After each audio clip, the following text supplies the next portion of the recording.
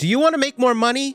Who doesn't? But what if I told you 90% of the people listening right now are leaving money on the table? Yes, you. You literally have the ability to make more money if you listen to the guest in this week's episode. She is somebody that has helped people make thousands, tens of thousands, maybe even hundreds of thousands of dollars more per year. The guest in this video, a little known but extremely influential individual, didn't want to appear on camera. What? It's a YouTube video.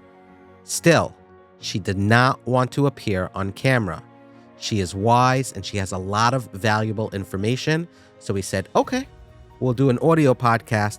We'll transcribe it. And the video may not be as stimulating as you're used to, but the tips, tricks, and guidance she shares is fascinating and will propel you, God willing, towards greater financial success. A few days before October 7th, 2023, I was in Israel at the kitchen table of Fagi Herman, a woman who discovered how improving your soft skills can significantly impact your income and career success. And by the way, we're giving one lucky winner a $500 Amazon gift card. So if you want to be entered for the chance to win, just share a quote from Fagi in this episode, something she said that resonated with you, and we'll pick one lucky commenter and send them a $500 Amazon gift card. We'll also pick two more winners who will receive a complimentary Dave Ramsey book of their choice. So in total, 3 winners. Enough about this. Let's get to it. Being a Jew? Awesome. Managing personal finances? Not so awesome. Welcome to Kosher Money. Okay, we're here in Eretz Yisrael, in Israel, in Sanhedria Marchevet. We put this episode together rather quickly. We're here with Fagi, whose last name I don't even know. I've only discovered you somewhat recently. And I think when you introduce yourself, it'll be a discovery to me. But I think this has the potential to be a very powerful episode and very, very helpful for many people, particularly girls. Tell us about yourself, who you are, what you're doing, and why we're recording an episode of Kosher Money. First off, I want to thank you for making the effort to come down here and have this conversation. My full name is Fagi Herman. The little bit of background about myself is I'm just a regular person, and that's why this is so important. When I started working, I was just, doing what everyone said. You're going to be making this amount of money in the beginning, and, maybe you could slowly work your way up after 5 years. And then maybe, about 7 years, you're going to be able to start really, at least, managing and supporting yourself. Currently, my husband's in Kollel, and I'm the one, bringing in most of the money. But really, this is just the accepted rule amongst everyone. And I feel a lot of times, specifically with women, is that we really, really listen to these rules. So I came in making minimum wage. I left my first job because it was really, really minimum. And I was pumped when I got a 2% raise, literally. I thought this is the way it's supposed to be. I ended up meeting someone and she was like, what do you mean? You could be asking for more. I work in tech. She's like, tech makes more and more. I'm like, no, you don't understand. It doesn't make more. You think that. And she's like, no, you think that. That opened an awareness for me to realize that, wait, maybe I could be asking for a little bit more. And before I knew it, I went on maternity leave. And during that time, I looked for other positions and I found myself getting another job with a significant increase of pay. And also the ability to get my next job. And all my jobs, people are like, how did you even get your first job? How did you get your second job? These were all things, like I said, I'm a very normal person and I didn't do anything that was out of the ordinary, but I managed to continue working my way through and having this realization that if you do good work and if you show that good work and you make it clear to hiring managers, whoever it is you're speaking with, your own managers, but working with raises and whatever, you could progress and way more beyond what you think and what everyone else is telling you and what is the norm. And at this point, Baruch Hashem, I worked in corporate America. I worked there for 2 years and I got laid off. I even went through that experience of needing to get back into, the job search. And even with that, Baruch Hashem, 2 months later, which I know is relatively quick, but even I would tell people roughly 6 months, you could find another job and you just have to do it, the right way. And that's what I think we're going to discuss a lot. Sure. So what was your job? So originally I worked in a biotech company, Okay.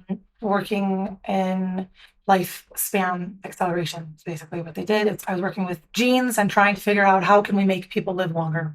You were doing tech? So that was in tech. Yeah, I have a degree in biology and in computer science.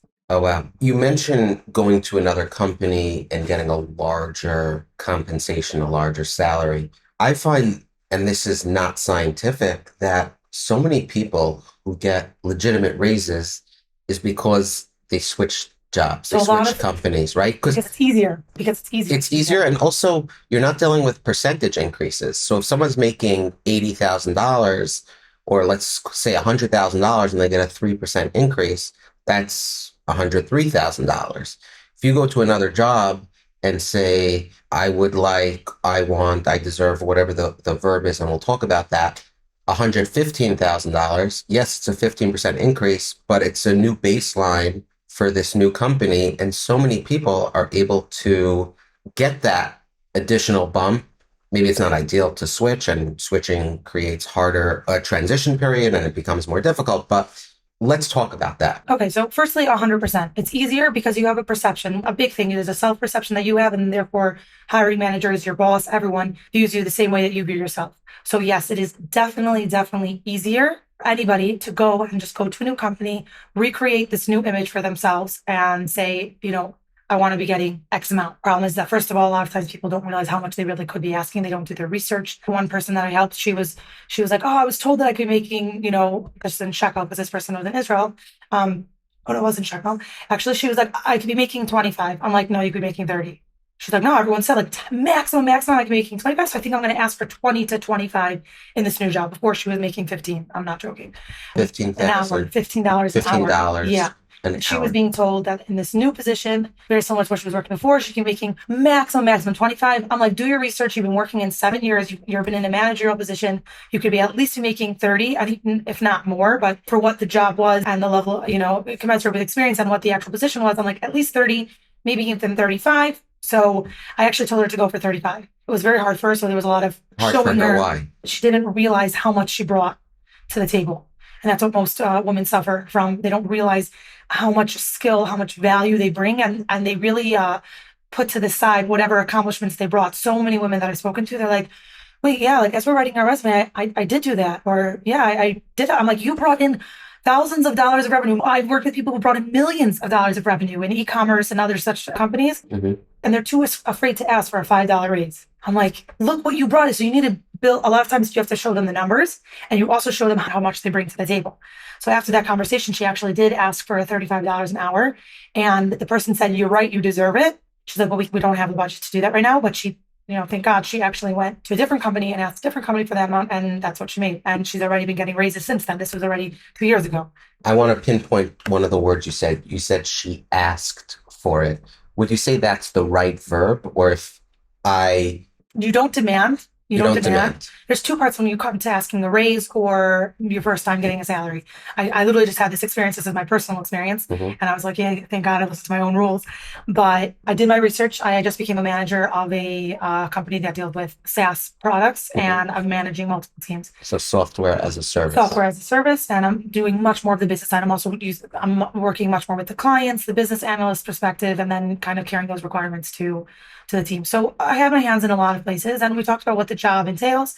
And I really couldn't pin down because it was really between being a business analyst and a product management and kind of a little bit more. So I'm doing my research and I'm seeing, okay, fine. The range is, I think whatever, I'm just going to give a rough ballpark because I don't, need everyone knowing exactly what I'm making, but so $120 a year, right? And that's working full time. $120,000 a year. I was like, okay, that's, it's fine. And I was okay with that. And I was going to walk in with that. And before I did, the biggest thing is really to figure out what your employer or your boss is thinking after you present your level of skill. So obviously I have my interview. He knows where I'm holding. He knows my past experience. He knows that I've been in SaaS before. He knows my management skills, have good conversations. He understands what I'm bringing to the table. So he was like, okay, so what were you thinking? I'm like, and you could call it a game of ping pong, but that's literally what we did. I was just like, well, I'm really, because the position is so complex, I want to hear what you have to say. And I threw it back in his court, and he actually gave me a range of 140 to 180. And I would have under asked. And even if it was a good salary, and I would you never know what the boss is thinking. And on the other hand, I know people have asked for way higher, and the person's like, what? You're totally not in line, and we're totally not thinking of the same position. And then they lost the job, and they actually needed that job, and they weren't really looking to make whatever it is, 100K or 110. They were hoping that the person would haggle them down to 90, and then they'd be happy or something like that. So it's really, really important to think about what the employer, what your boss is saying. Again, same thing with the raise. You come in and you tell your boss all the things that you've done, all the qualitative and quantitative improvements that you've made to your team, whatever you contributed to the company. You don't say, okay, fine. So now I would like the 5% raise, or hello, I'm waiting. I know people will do that, and fine. I'm glad that that works for their boss, but most people, it doesn't really work. Bosses don't feel appreciated being told what they do. Like, here they are paying you, and I know it's not a favor, but they don't have to have you. I hate to break the news, but everyone's replaceable. So to be told what to do is inappropriate, but hearing what the other person has to think and then having a conversation about that really, really ends up having a lot more results. We'll be right back to this week's episode. But first, as we move through 2024, many people are looking for and cashing in on tax deductions, which is why I've been telling you what more and more people are doing. They're putting money into a charitable entity without actually having to allocate the money to a specific cause right away. So how does it work? I'll tell you. It's called the Donors Fund. You create an account in under 60 seconds, and any money that's placed in the account is instantly eligible for an immediate tax deduction. You can then decide throughout 2024 and beyond where you'd like to allocate that money. It's absolutely free. No hidden charges, no funny business. If you love running around, pulling your hair out, trying to find your donation receipts across dozens of organizations, the Donors Fund is not for you. If you want everything streamlined in a single place, the Donors Fund is for you. All your donations, one button away. We're talking about a robust online platform, a super friendly mobile app. It features a bank-like system for your charitable giving. You can also invest the dollars to grow as you determine which charity to allocate the funds to. They offer checkbooks, debit cards, caring customer service, and more. So here's what to do. Visit thedonorsfund.org/koshermoney, links in the show notes, and create your account. Click around their website to learn more about it. The Donors Fund. Welcome to the future. And now back to this week's episode. You mentioned helping people, right? What are you currently doing? And I know we spoke with Mitchell Eisenberger about keeping track, right? It's very hard to remember all the things you've done, small, big. We forget, right? We're going through the grind of work, and after a year and a half, 2 years, someone wants a raise. They come in, they sit down, pull up a chair. Hi, I want a 5% raise. It's an entirely different conversation when you battle that friction, as Mitchell says, with something tangible. 100%. So keeping track is super, super important. So now you're guiding people, right? You've helped dozens of people. Yeah, almost 100. Yeah. Almost 100. Wow. And those are girls generally? I actually have worked with a few men, but Right. the men are significantly easier. Right. So let's start with women, girls, right? I think culturally they're in a position where and we're not demanding here, but what is it culturally that has led to this where Women have a harder time. yeah, and they're almost like complacent, or I don't deserve it, or if Okay. if it comes to me, let's talk through So that. there's a few points. There's one is the fact that women are perfectionists. I mean, classic, men say good enough and women say it needs to be perfect. Mhm. Now, when you look at a job description or when you're deserving of a raise and you do whatever research, they'll give you multiple points, 20 points off the bat.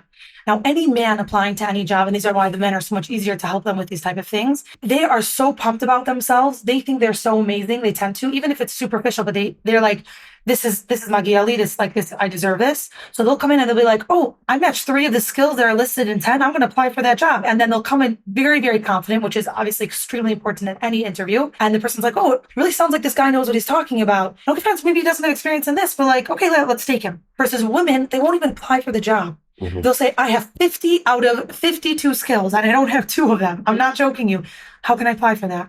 I don't match up. They have to realize it goes so much further past. This is like guidelines. When you look at a job description, it's guidelines. And people get very, very, whatever the stereotypes are, hold to be true. And, Baruch Hashem works great for being in the home and many other places. And even at work, I mean, I've spoken to multiple hiring managers, and they specifically have said that they look out to hire from women. They said that because they really make sure to get things done. Mm. They don't mess around because of that level of perfection that they want. Mhm. They're so careful about their time, their hours, whatever it is that they're doing. They don't leave any stone unturned. And that's extremely, extremely important. They don't want people to miss out on the details. Obviously, some things I feel like business, I'm not saying all businesses have to be run by men. I know that will blow up, but businesses tend to be run by men because they have a much broader mind. They have a very large picture. How exactly details are going to carry out, that's not their problem. women get very, very hung up in the details, and that can be both Mila and Chizar. So that's one cultural thing. Other cultural thing is women specifically have a serious sense of, I like to call it misplaced hakar satov. They feel extremely indebted, so they become very complacent. Like that first job that they get, like, how can I leave my boss? He did everything for me. So many women I have to work past. This idea of hakar satov, it's all these like from whatever you want to call it, like these firm ideas, hakar satov and Muna.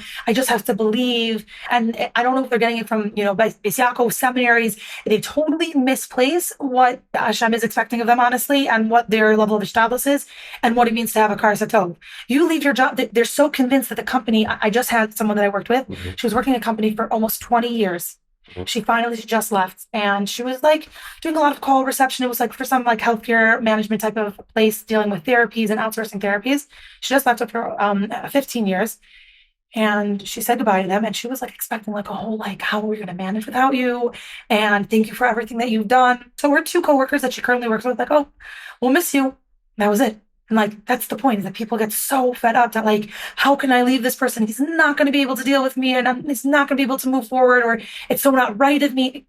You're replaceable, so you might as well do what's best for you. Mm-hmm. So those are one of the two biggest hangups that I see specifically with women that men don't tend to suffer from. As a guy listening to this, I do have some elements, right? I am in touch a little bit with my sensitive side, but most of that is very foreign to me. Like, get paid what you're worth. Exactly. Speak up for yourself. Doesn't exist. Part of your hishtadlus is being proactive, right? I'm not telling you to repeatedly ask after you've gotten a no, but you got to try, right? So yeah, and then the biggest thing is the fear of rejection. Fear. It's horrible. People are so worried. I mean, one of the things that I see very, very often, they're like, how am I going to be able to tell my boss this? Like, I didn't make this deadline, or I'm so nervous. Why are you so nervous? And ultimately, it's because, again, this idea of being perfect, and they want to make sure that everyone feels that they're perfect. They don't realize no boss expects you to be perfect. They just want you to, and this is a huge thing about the soft skills, that this is really what this whole curriculum that I developed, is the level of communication. And so much communication is lost because we all go through the school system, let's say, and as long as you get your assignment in, it doesn't matter if you cheated. It doesn't matter if you slipped it in on the teacher's desk last minute. If you got it in, it's fine, because we're not encouraged to communicate any things that are going on, maybe in our personal lives, why you couldn't complete that assignment. Maybe you just didn't have the wherewithal to do that math problem, whatever it is. You hand it in because that's what you care about. So as long as it gets in, that's such an ingrained mentality. I'm not going to respond within 24 hours because maybe in the 25th hour, I'm going to get the assignment done and they're going to think I'm amazing. No, it's totally backwards. No one cares if you're not amazing. They care to know where you're holding in your assignment. They care that you updated the team. And people get very, very focused. And that's the problem with the whole, again, that whole soft skill, lack of communication, effective communication, being scared about being judged by your team members, being judged what your boss is going to say. And all of this holds you back, both for the raises and also being an effective team player, which is obviously extremely important at work. And that's really what affects the promotions, the managerial positions. Another client that I'm dealing with right now, she was like, I don't understand why my boss isn't happy with me. Like, your boss is not happy with you. He just needs to know where you're holding. She's like, yeah, but he didn't ask me that yesterday, and he didn't ask me that before. I'm like, yeah, but he needs to see the workflow. He needs to see your processes. And he's like, she feels like that's because he's invading in, her work. It must be a sign of disappointment. Why do you think that? Why does she think that? I have no idea why she thinks that. But again, it's that fear of not looking perfect, of being judged. And that is also, I see that many, many times. How much of this is brought about from being remote? I would imagine, especially in Israel, there are a lot of remote workers, but in general, post-COVID, there's a lot of remote. Are these problems, you think, years old, long before remote, or is this exacerbated or really brought about because the communication style is now all digital if you're not seeing someone in person day to day? So you have to be more of an effective communicator, I want to say, because of remote work. But honestly, that's why remote work actually sometimes works very well. I actually know a few companies that I've spoken to in the past just to ask, but I like to ask hiring managers about their processes, their works, so that I can, give better material to everyone I'm working with. And I spoke to a few remote teams from before COVID, because that's what I really wanted to speak with.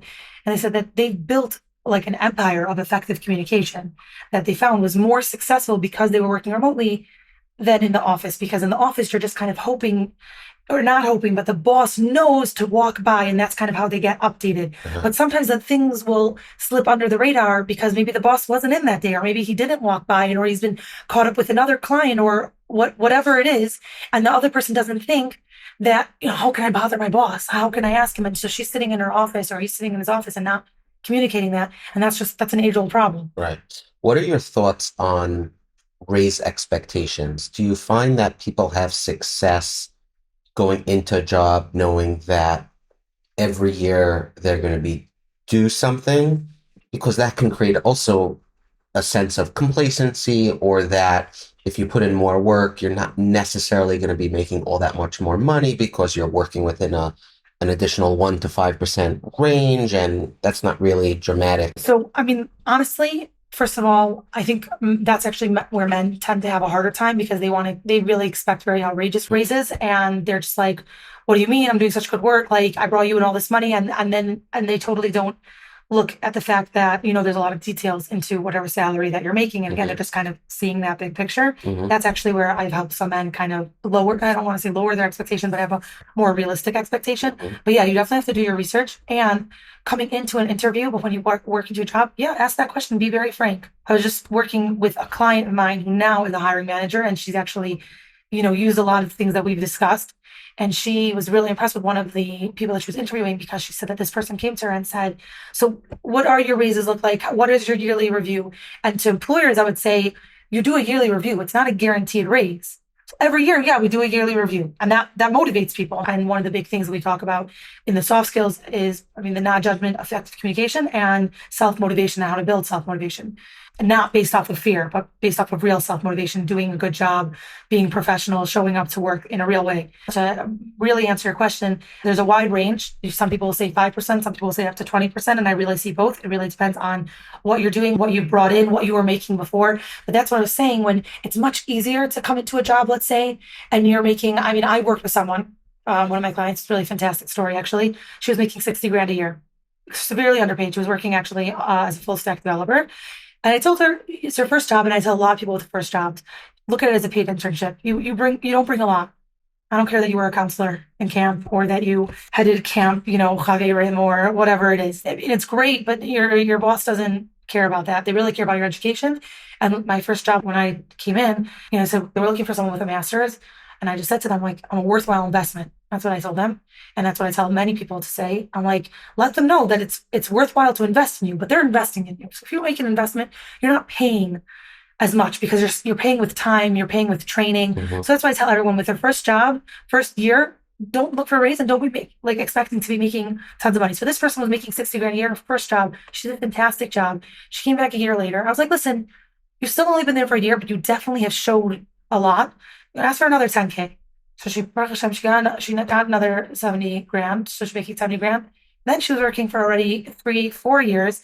And she was basically running the entire team. And she was scared to ask for this raise. I'm like, what do you mean? I'm like, first of all, ask to cut down your hours. She's a working mother. Her husband's also working. They're bringing a dual income and not making it. And they're living, in a regular America place. I just don't want to say the city, but whatever, a regular city out of town, and not able to put down the down payment on their house. And it was such a struggle. I'm like, and you're running the entire team. They need you. So, again, everyone's replaceable, but you can show what you brought to the table. She is now making 100K. She's only working 6 hours. So it's like a significant 6 hours a day? 6 hours a day. That's So huge. Yeah. it is huge, she's working in the same company. But the way we discussed in the strategy and to talk about what you're bringing in, she's running an entire team. Right. And she comes in and she says, this is what I'm making, and I appreciate what you invest in me. I want to stay with the company. I love what you guys are doing. I love the work that I'm doing. But now your investment paid off. So now you pay me what I'm worth. And there's a way to say it, but that concept and that level of confidence is what she came in with. And she actually wasn't even so particularly confident. And her boss saw the work because she just really focused on what she did. And he offered that. A quick break from this week's episode to tell you that fall is officially here. It's my favorite season. The air is crisp, the leaves are changing, and it's the perfect time to transition to those cozy layers. That's where Twillory comes in. I'm loving their long sleeve polos, super soft and versatile. So I'm wearing a polo shirt right now. It's the long sleeve, and they're perfect for those cooler days when you want to stay comfortable yet stylish. Honestly, they're very cozy. When you put them on, you feel like you're just getting a big hug. And sometimes when I get home from wearing short sleeve, I'll transition to a long sleeve. It's just absolutely delicious. So check it out, Twillory.com/kosher money. They also have half zip tapered fit sweatshirts, which is very comfortable. You look snazzy. Not to mention my personal favorite, their quilted vests. Click on their website, Twillory.com/kosher money. And don't forget, we have an exclusive promo code. I know my brother has his own code, but use mine. It's going to give you $18 off your first purchase of $139 and more. And that's it. I'm going to keep it short and sweet. I don't like repeating myself. Now back to this week's episode. I want to talk about personally from the man side of things, right? Because generally in Orthodox Jewish circles, specifically, a lot of men are the CEOs, the founders of the companies, given the nature of how our religion shakes up. But I think there's an onus, there's an obligation on the men, maybe some women, but men in positions of ability, authority, to authorize a decision to give a raise, in that they almost have to be proactive, knowing or hearing, if those are listening today, to say, who in my company is deserving of more, but may be afraid for whatever reason to ask for more. And being proactive and saying, hey, I'm cognizant that the work you're doing is A+, it's stellar, and it's important that you feel that you're being compensated appropriately. That's number one. Number two is, what message do you have? And I've seen this, I've spoken to someone where for years, I think she's been working there for 15 years, let's say, right? And she was making, at the start, a little above minimum, and it's grown very incrementally, but she hasn't gotten a raise. And whenever she does ask for it, it's a fight. It's a fight, but it's not, it's almost like it's not a pleasant conversation. Yeah. And when she asked for, let's say, from $31 an hour to 35, after doing spectacular work that she is very needed for, so much so that the office would fall apart without her because she's leading the team, etc. And then she asked, let's say, for 35, and okay, we'll come back to you. First of all, that whole we'll come back to you. Yeah, it's a power struggle. Right. And it's understandable. You don't have to make a game time decision. I think she had to chase it a little bit. But then when she came back, they said, okay, we'll give you $33 an hour. And she was very insulted. She was very hurt, because when you think about that, if she's working 30 hours a week, you're talking about an extra $60 a week. And then after taxes, it's not enough to pay for gas, especially in an inflationary time. Like, people have to realize we're living in a time where you have to reflect the inflation 100%. Right. And the raise has less, even at $33 an hour compared to where they were 5 years ago. The buying power isn't even there from where it was. And she was so hurt. And, I think sometimes what you said is so true, even more so, because to them, they're thinking of it almost like a relationship. Yes, they do. Right? Look, that's the whole, which again, it's great when you're building a relationship with your husband or whoever, but definitely women, and I see this very strongly in our community. And I've worked with not-from women as well, who, born and bred not from and in that type of, secular environment. And it's just this mentality of, we get very emotionally attached. So it becomes very personal. But I want to address your first question first, and then I'll speak about with this lady. So first of all, kol hakavod to any guy or any CEO who's able to take down the time and recognize what job they're doing. And that's the type of workplace that I would say to people, go work at. I mean, I am working for a phenomenal employer. Baruch Hashem, with all my experience in dealing with this, I knew what to look for. But when I had my orientation with him, he's like, it's not about what technical things whatever. He's like, I want to make sure you're a good communicator. I was like, if that's what he values, then he wants to make sure that there's solid communication between us. That means he values good work, making sure that he's communicating with us. When I was talking about salaries with it wasn't, I said yes, I threw it back into his court. There was totally no level of uncomfortability or you really think that? Or let me get back to you. That sounds a little high. I mean, come on, you're asking back to this lady. She was asking for a $4 raise, and she's been working for 15 years. And I've worked with many people in many different fields in the exact same situation. Leave that job. Problem is that, again, they're like, how can I leave? How are they going to manage without me? They need me. Guess what? Too bad. I literally tell them that. I'm like, you don't owe them anything. but they gave me that job and they worked me. Okay, but you long surpassed the investment. You've been there for 15 years, move on. If they really, really valued you, then leave. I mean, there's this great story that I read, like a very cute mushal that a father gave, like, I don't know, in 1970, like, I don't know, probably even older, like 1950s Rolls Royce to his daughter for her graduation. He's like, okay, go to like a car trash place, whatever you call it, junkyard, and ask them how much they'll pay for it. Okay, so she got back $100. He's like, okay, fine. Now go to, I think, like a pawn shop. So they said like $1,000. Now go to a realtor who deals with different types of cars. And then she was told 10,000. And he's like, now go to an auction that deals specifically with this niche of, these type of cars. How much they're offering? I think it was like 100K, maybe $1 million. I don't know, making up like the numbers. The point is that the lesson was you need to go to where you are valued. And just because someone's paying you $100 for that, Rolls Royce or whatever, then they don't understand what you're bringing to the table and you don't need to stay there. You don't need to stay there. And there's people who are going to pay a lot more for what you're doing. And the problem is that people don't even, like you're saying, she's hurt. Why is she hurt? Because she's like, maybe I'm really not doing good work. And again, it builds that whole idea. Right. You are doing fantastic work. So you get this like dual fight of like, they really, really need me. And how can I leave them? I'm so important. And on the other hand, maybe I'm really, really not doing enough. So I have to stay and no one else is going to take me. Mm-hmm. And I also think the fear of change plays a role. Maybe more so in women. For sure. They're very comfortable. It's working. Exactly. It's working. I'm fine. Right. That's the biggest thing. So many people, that's why specifically with this program, why we're trying to like both the podcast and any other exposures, because the people that I worked with, they first came to my seminars. Then they heard me speak, and I also do private, like small groups, and they heard that also. And then they just heard these ideas and then it became talk in the park and whatever. And finally, I'm talking about like nailing it in, finally, like Rabbi Akiva style of like the water finally dripping in. And then they come and then they're like, okay, maybe I really could be making more and maybe I don't belong here. I'm like, yes, thank you. Thank you for seeing the light, but it's so hard because you have to brainwash the person. Sure. I was talking to a CEO. He told me he has a girl who's working for him. She started out at, I think it was either $16 an hour or $18 an hour. This was probably 6-7 years ago. Guess how much she's making an hour now? I mean, based on I'm going to assume 20 or something. No, more.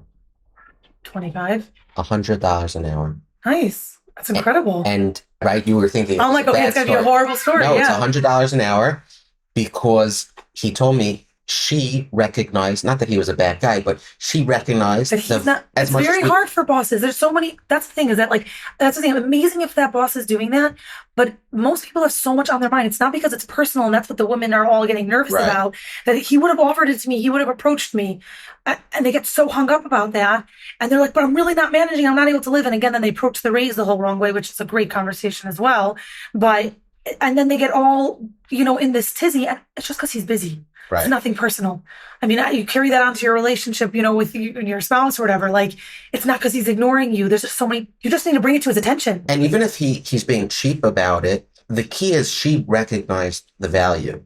So if she would leave, right, and he would lose $20,000 a month, would he not want to pay her $5,000 a month? So if she recognizes it and she's bold enough to ask for it, the worst that will happen is no. Exactly. People think that when you get a no, and now I'm going to get fired. No, right. Or there's going to be a friction in the relationship forever. 100%. And it's also because they're, like you said, the women are so concerned about the relationship. They're so invested in this relationship. It's like such an unhealthy dynamic. And that's what I also talk about, setting those boundaries. Your boss, I mean, you could be friends with your boss, like that's up to you, but like you're not friends with him. Maybe outside of work, but you can't get invested in a relationship that way. It's so unhealthy because then, you really, really are worried. And then obviously we all know this coming upon him, but like you are totally reflecting that back. And the same thing with this girl who realized her value. You show up with your value. You show up what you bring to the table. People see it. Same thing with an interview, same thing with getting a raise, same thing working with your team members, having intelligent conversations and things like that.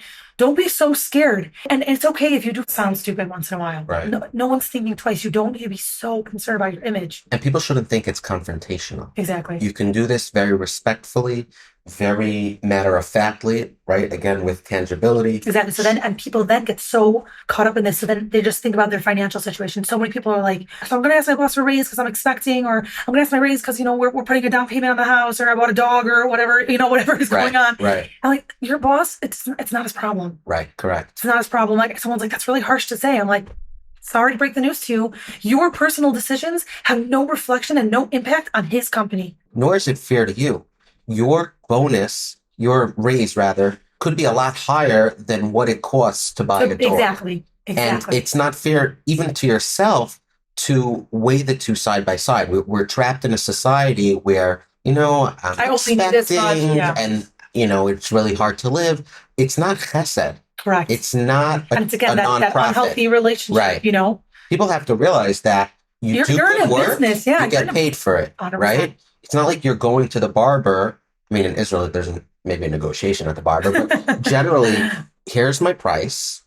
Any service, exactly. Any service. If I bring you value, the going rate, and obviously it's different if you're a freelancer or whatnot, but in the freelance world, it's very understood. Clear. I was about to say, that's why I try people to give that mentality of kind of working as a freelancer.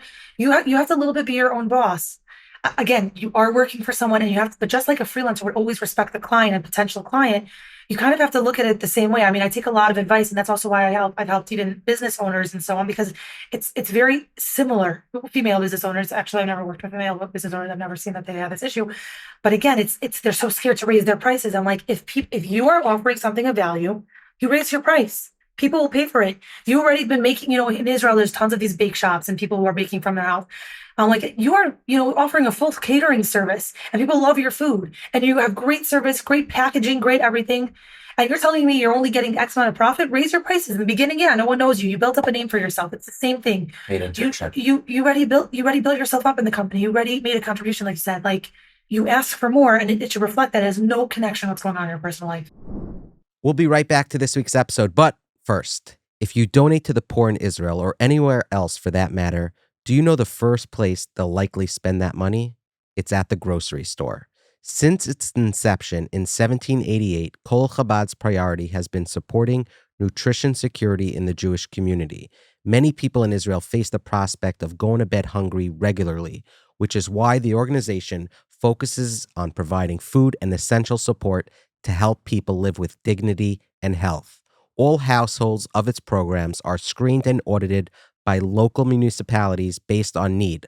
Local governments, they cover 20% of costs, while Kol Chabad, get this, makes up the remaining 80% through fundraising efforts and online donations from people like you.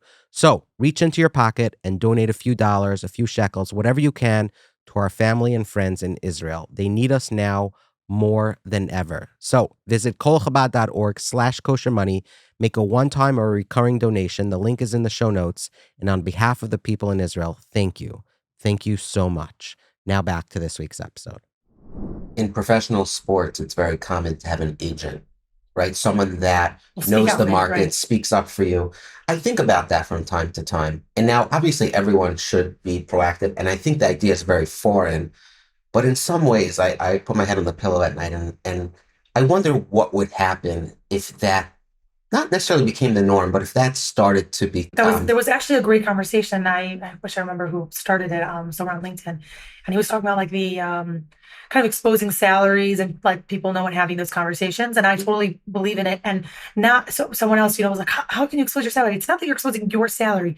People need to know in general what the going rate is relatively for X amount of years, commensurate with experience, what the position is. I mean, I'm on this developer Slack. It's fantastic. The people who started it, like I have a lot of Akar Satov. I actually got a few, like my second job through them, and they were amazing. And on the Slack, they have a spreadsheet up. Everybody writes, it's totally anonymous, what they're making, what their position is, how many years they are. And it really gives you an idea of what I should be asking for and also where they live. I'm in Israel, I'm here. I work remotely for a company located in California, even though I'm in New York or whatever it is. And it really gives you such a better idea of what is normal to be asking and really actually how much you could be making. And I definitely think that idea of an agent, again, it's important for people to build their own confidence and vouch for themselves. But it's very hard because you're hearing a million different things and you're hearing, that's what people come. I told you that lady who was like, people are telling me I can only be making, 20, 25. Mm-hmm. I'm like, no, you can be making 35. And she was so scared because she's hearing from all different places. Right. It definitely would be amazing to kind of centralize and have some sort of platform that people can turn to of, what's the average in this market? A lot of times I tell people all the time, go on Glassdoor, go on Indeed. At least start with that. Right. Because that's starting with something. Right. Yeah, yeah. The agent is someone vocalizing for you, but Right. people need a But they're not going to resource. be able to do that. They need the encouragement, but no Right, boss is ever going to like, right, you need to value yourself. Meaning people value sports enough to know that you need an agent to specialize in that and vouch for them. And for whatever reasons, or maybe the sport players themselves aren't smart enough to do it. So they, were able to right, create the system. But right, we're talking about talented people who just need to build up their confidence. right. And the glass door and having conversations with others in the industry to know what their worth is super important. Don't base your salary on what you need hourly to 100%. So many people exist. calculate it that way. Right, So many people calculate that. One of my clients, she wanted to put down a down payment, and she was like, okay, so if I get this raise, literally this was her calculation. If I get this raise, then I'll be able to make it. I'm like, nothing to do. First of all, even if you get that raise, let's see if you even should be getting that raise. right. And maybe like you're saying, maybe you should be getting more. And now she's making more. And it's just people again, you get like you're saying that I just need to be fine. I just need to make it through. What work are you doing on the resume side of things? How important is a resume? Should people be investing in the resume? I know there's professional resume writers. I happen to be at the moment the CEO of a company, but I know CEOs that have really Resumes. well-to-do resumes if someone needs it. And when you see a good resume, it's It's impressive. impressive, Yeah. right? So there's two things. One, back to what we talked about a little bit about before, about keeping track so that you have something to present to your boss and asking for those raises. I tell people all the time, you should always be refreshing your resume, and that allows for you to keep track of it. When you finish up a major project, when you're talking about like, you don't have to do it quarterly, but maybe it'd be amazing if you did do it quarterly, but you're gonna have a lot of information. But those type of things actually help build for a really, really good resume. Okay, to be quite frank, I tell people now, I used to coach people on how to write a resume. I'm a big fan of these professional resume writers. They will make you stand out way, way more, but not everyone's able to do it. Not everyone's interested and not everyone values it. And you don't have to a lot of times. A lot of times, maybe it'll get you further. I don't think that every person needs to do it. I tell people point blank, go on ChatGPT. And you just need to know how to prompt ChatGPT and you Right. can get amazing things. The biggest thing is one, having customized resumes for the jobs that you're applying for. You're applying, let's say I'm just working in the tech field, but I've helped people in different areas. So let's say if someone was working, she wanted to both in a managerial position, she wanted to also work with e-commerce, and she also wanted to be a teacher. So those are three completely different areas, and she wants to use the exact same resume. And I'm like, absolutely not. First of all, again, get rid of the camp counselor that's on there, and all these like things that you volunteer for. I mean, it's amazing. But like I remember in college, they're like, they want to see you're well-rounded. People want to see that you did work. Mm-hmm. They don't care that you like are part of a tennis club. Right, right. Like really, really, they don't.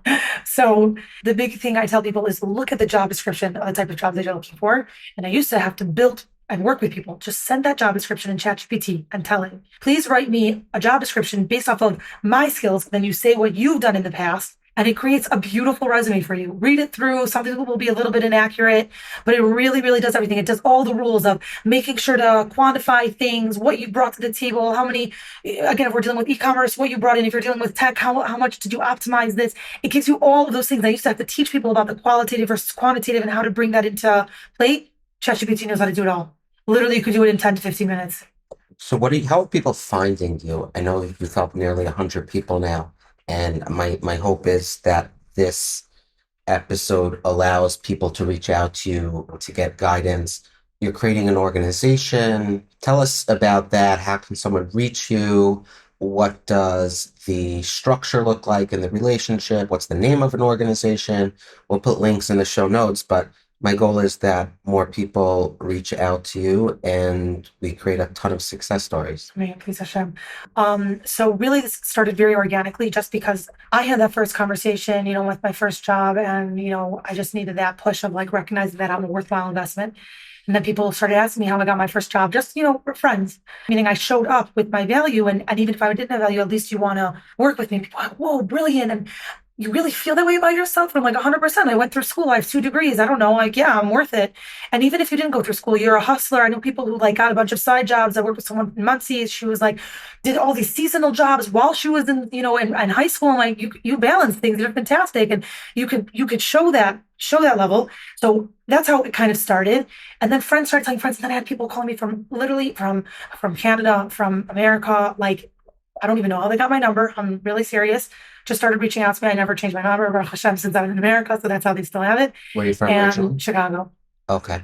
What's your And maiden name? Weinfeld. Weinfeld. Okay. And then when I went back to Chicago, I started also helping people there again, very casually and kind of doing these like around the tables. And people saying, "Oh, I heard she's speaking. Can we hear on?" And then I realized people were coming back and they're like, "This is so good. You got to tell more people."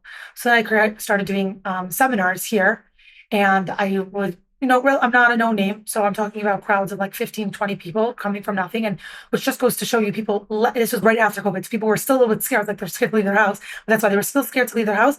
And it still pushed them to come to these in-person seminars. And from there, I started building an entire program. What really pushed me was I was trying to get into this OU Accelerator program. And then I met Zevi Woolman and Sarah Woolman, and they were like, wait, we can't pass up on this. And when they heard about how many women I've helped just casually, and I get the craziest calls. I mean, these men that have contacted me, I don't even know how they got my name. So I started making a proper organization. Then I called it, women's empowerment, and I really didn't like the tone of it at all, because it's not about empowering in a feministic way at all, just letting people show up with their value and building their soft skills. There's so many training programs. That's why this is so unique. There's so many training programs that give you hard skills. Nobody focuses on the soft skills. Nobody. And I talked to so many, Bisiako type of graduates and even the men, and they're like, well, why do I even need this? I'm like, because you can't just be like, send me the deets on your email that you're potentially going to interview this guy. Maybe when you have that conversation, when you start working in that company, it's going to be more casual and you can be more honest, whatever you want. But again, that first impression, proper communication, building yourself up, propelling yourself up in your career. So people just started hearing about it, and I wanted to create something official. So I kind of created a nonprofit for myself, but not anything recognized. I just gave really discounted seminars and did one-on-one coaching. And then that's how my name continued to get further out. I don't advertise at all. And I'm too busy, Baruch Hashem, because when people hear about this and that it works, and that people are telling you, you have testimonials of 20% raises, 60% raises, I mean, huge numbers, or getting that promotion or getting that job. People just all the time, there's all these groups, these chats, whatever, contact her, she, from all over the place. Wow. It's scary to think that there are millions of dollars being left on the table every year because people, particularly women and girls, have yet to realize that they're deserving of so much more. So what name did you actually settle? So we still didn't settle on a name. Okay. So should do a poll. What? Should have a poll. Yeah, fine. If everyone wants to vote, that'd be fantastic. Yeah. We have a few ideas in the making. So far, none of the people involved seem particularly happy with them. But you could currently reach me by my email, and I'm totally happy. And I have a separate folder for this. FeigiHerman@gmail.com. We'll put it in the show notes. And that's really how I've been doing it. And now, because we're trying to scale out, and really, like you said, there's millions of dollars out there. Sure. We want to help so many people. So I totally revamped and created an entire different training program. Okay. Using all the curriculum that I've built up in the seminars and working with people one-on-one. Right. And Baruch Hashem, we have at this point almost 10 mentors that are ready. And so after hopefully listening to this podcast, people will be interested in joining. Severely discounted. You're learning how to network. You're learning how to build your resume. You're learning how to build your soft skills in such a real way, be able to be promoted and contribute more, ask for these raises, have these hard conversations. And that way we're running it in these 5-person groups. We want to keep it small so it's personal. Okay. You have a mentor who's one of these people who have gone through the system and is now, in a place of able to give over. And they've been trained by me, and they've been following this curriculum. It's a 3-month session or a 3-month group. You meet 3 times in a group setting. You have a Slack channel with your mentor, and you have 1 20-minute one-on-one session. And then there's an option afterwards. If you ever feel like you need to follow up with that mentor later on, then you have another option for another 20-minute one-on-one. So throughout this entire course, whatever you want to call it, for those 3 months, there's a lot of practical assignments that push you to guide you in these type of soft skills. Like, again, let's say a classic example is people are so scared to say to their boss they did something or to ask for that raise. So at the end of every session, you have assignments, and every group is put together. You have to fill out a questionnaire, and every group is kind of focused where you're struggling. If you're struggling from a toxic workplace, that's a different type of focus. If you're struggling from hard conversations, what are your main challenging and pain points? You fill that in your resume. We're going to match you up with that mentor. You're going to be in a group of like-minded women who are kind of experiencing the same thing, and you get practical assignments and encouraged along the way. And the reason why we have it 3 months is because we want results. And we want you to see that so easily. I mean, this is just such a quick one that I see time and time again. I'll tell you the best story of it, but I've heard had it with so many people. People send out just a resume and they're like, why is no one responding? And I get rejected, and it's just an automated email, or they don't even get the rejection. I'm like, you don't have a cover letter. You're making your first impression and you don't have anything to say about yourself. You're just one of the hundreds of people that are applying. They're not going to email you. And we sit down and we create, and like I said, use ChatGPT now. I ask them how to write a cover letter, tell them what the position is for. And my best success story is that, first of all, many people afterwards, the exact same hiring companies that rejected them or didn't answer, will get back to them. This is an amazing story from one client. Not only did she email the person a month later after she applied for the job, and after going to the seminar, I was just going to the seminar, and she called me back and she said, the job was already taken, but they were so impressed with my level of experience and what I communicated to them that they want to make a position for me and they want me in their company. Like, it's so amazing what your first impression can do. It's like, it's astounding. And that's why so many people get rejected. You're not being unique. You're not being you. You're just coming up and just hoping that someone else will figure out the work for you. Don't be lazy, first of all. That's a really big thing. And show up. You have a lot to offer. Yeah, you got to take some time. Now, even less time. You don't have to use your brain with ChatGPT. Just put in the basic details of what you did. He will produce something beautiful for you. Except he, but it's a she. She. She's she. It's a she. Okay, fine. So she'll produce something beautiful for you. You really don't have to even put so much effort into it. Right. So now you really don't have an excuse to be able to reach out to people. I know how this works. In 2 years, you're going to email me and say, please do not use FeigiHerman@gmail.com. If you can change it to info@da-da-da-da-da. So if anyone's listening to this, just check the show notes, because at some point we'll probably have to update the email address, because hopefully very soon. Right, Hashem, we're rolling out with a live website, please Hashem. Okay. November 15th. Okay. 2023. 2023. People are going to be listening to this in 2033. So 2023, we are rolling out our website November 15th, Right, Hashem, and you'll be able to hopefully listen to this podcast, be able to sign up for the mentorship program, be able to sign up if you want to become a mentor. That's also an interviewing process. And if you want to have a one-on-one coaching session, if you feel like that's where you need. And even the website itself is just bringing a level of awareness that you could be making more and just showing up with value. And even if you feel like things are fine and you're just, plateauing, there's so much more out there for you. Awesome. Thank you so much for joining us. And it's really amazing to hear of stories of people like you, and thankful for Zevi for pushing me to do this, and Adina Kaplan, who called me out of the blue and said, you got to have her on, and then you called, and there was certainly a lot of good persistence to do this, and I can see why. So keep up the great work, and I'm excited to see how this develops and continues to help many, many people. Thank you, really. L'chaim, and thank you for listening to our latest edition of Kosher Money. I recently came across the Bubala guys. I thought it was fantastic. This is not a paid ad. I said, send me a few. I'll show them in an ad. Fruit-infused seltzer water. Again, not a paid ad, but I thought they were cool, and I was like, I'll show them.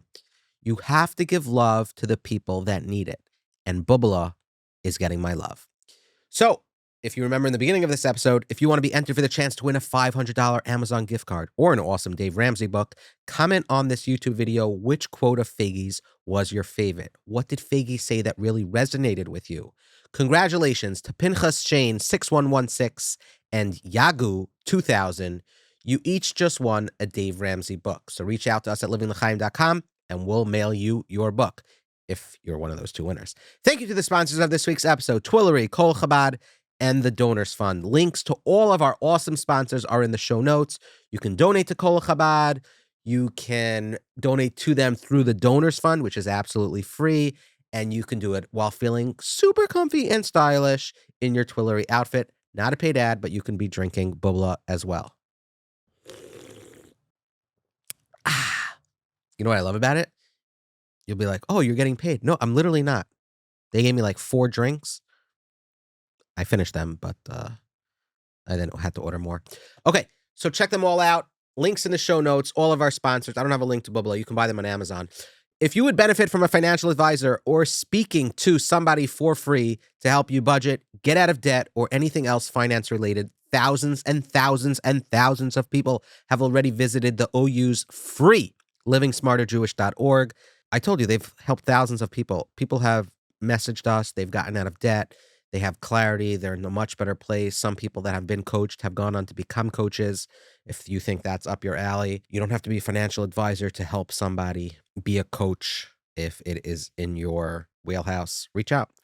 So get out of debt, start budgeting, learn new things, live a more enjoyable life. If you've had success from this podcast, we actually want to hear your stories. So email us at hi@livinglechaim.com and share the good news with us. Until next time, keep your money kosher. Bye-bye. Living L'Chaim.